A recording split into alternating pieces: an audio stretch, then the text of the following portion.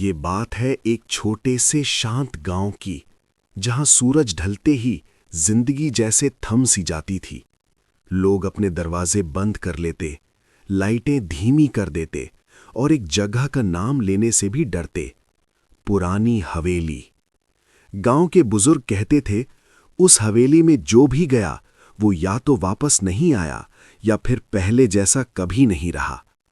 रात के समय वहां से चलने की आवाज, घड़ी की टिक टिक और किसी के हंसने की आवाज आती थी, लेकिन कोई सबूत नहीं था।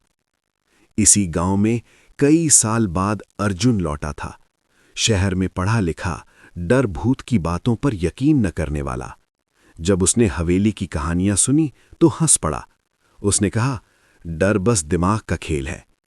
उसी रात करीब 11:30 बजे अर्जुन अकेले हवेली की तरफ चल पड़ा।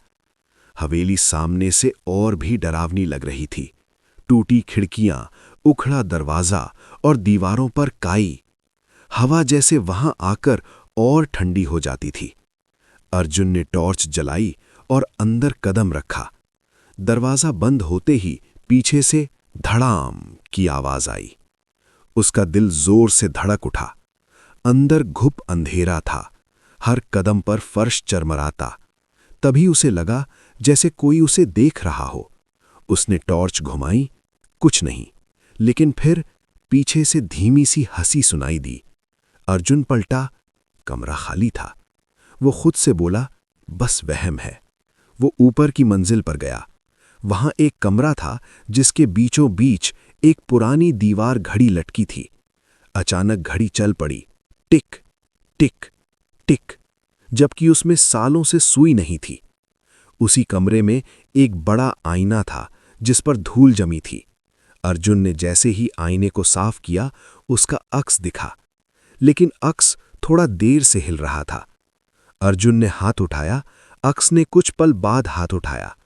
तभी आईने में एक और चेहरा उभरा, पीछे खड़ा, मुस्कुराता हुआ। अर्जुन ने डर के मारे पीछे देखा, कोई नहीं। फिर आईने से आवाज आई, अब तुम भी यहीं रहोगे। लाइट अचानक बुझ गई। अंधेरे में कदमों की आवाज आने लगी, चारों तरफ से। अर्जुन भागना चाहता था, लेकिन उसके पैर हिल नहीं रहे थे। उसने आंखें बंद कर लीं। काफी देर बाद सब शांत हो गया।